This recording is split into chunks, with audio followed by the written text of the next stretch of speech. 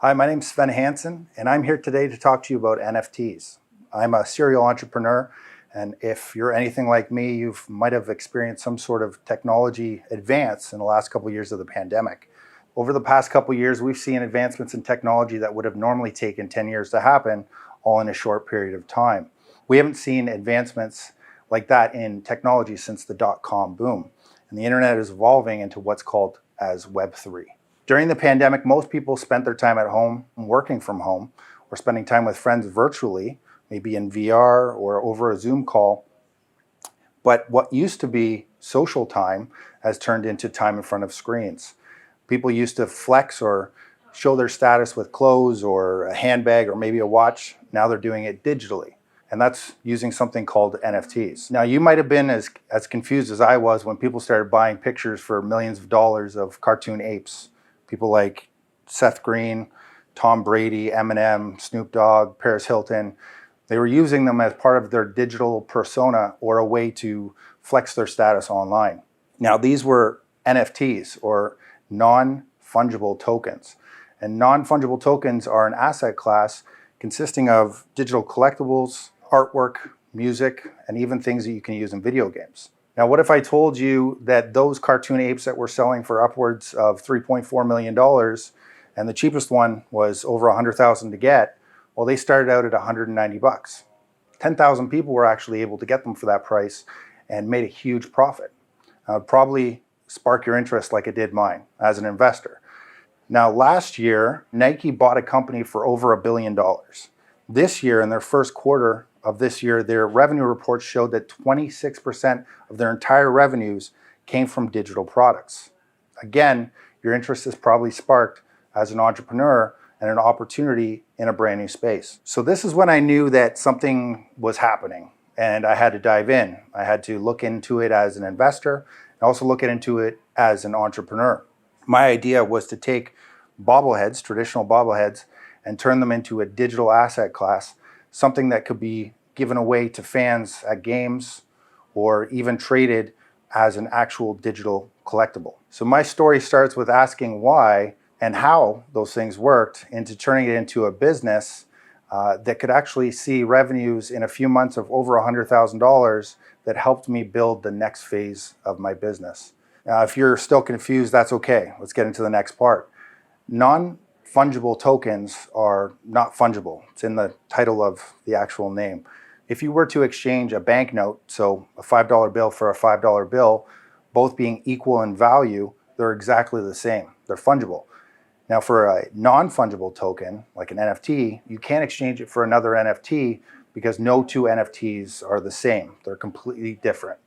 And they're different because they're built on something called a smart contract. A smart contract is built into the blockchain that they might live on, but that smart contract is almost like a certificate of authenticity. It shows and proves digital ownership of that asset.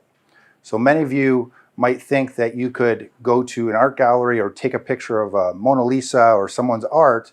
Well, that art would then just be a print. It wouldn't be the actual ownership of that Mona Lisa.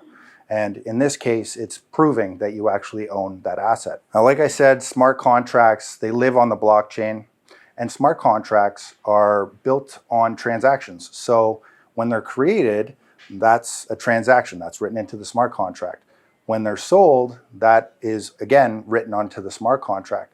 So a use case for this could be land or house deeds, medical records, legal records, anything that you don't want to be changed and to be transparent for all time. The other thing that's really interesting about smart contracts is you can actually write in royalties right into the smart contract. So that means anytime it gets sold, the creator is rewarded with a royalty. So this is particularly interesting for publishing houses or record labels to continue to pay royalties back to the original artist. Now, if we want to go back to my original thought process and being interested in how to make money off of an NFT as an investor, those expensive cartoon apes that people bought for $190 and sold for $100,000 or $1 million in some cases doesn't happen all the time. I urge you to do a lot of research and look into something that you might be able to purchase at a much, much smaller rate and and look for things that interest you and businesses that you believe in or brands that you believe in that you believe later down the road can and will sell for more money.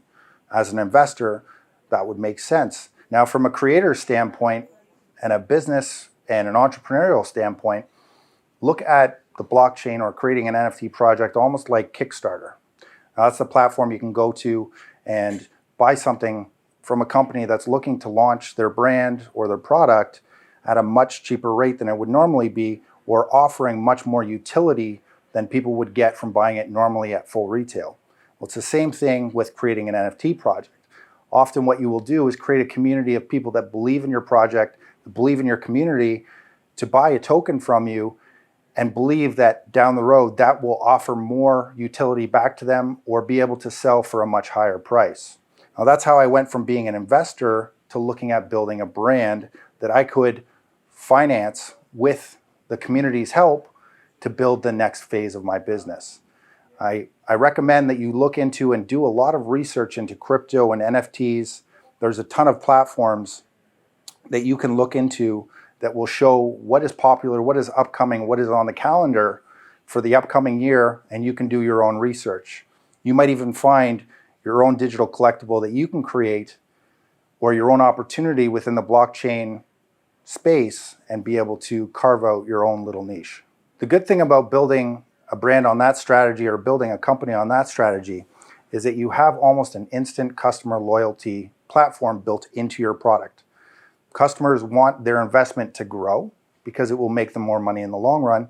And what they're going to do is actually rally behind your product, give it user-generated content, give it word of mouth in hopes that they can help build your community and build your brand so that others can see it, making it more popular. And that's the entire supply and demand matrix. Now, if we were to go back to the customer loyalty part, we're looking at brands like Starbucks who have just entered the space and later this year are launching an entire new platform built off of NFTs and blockchain technology that is going to give NFTs to Starbucks customers, and those NFTs will give different opportunities to have customer experiences and rewards, ultimately making customers happy. And that's what it's all about.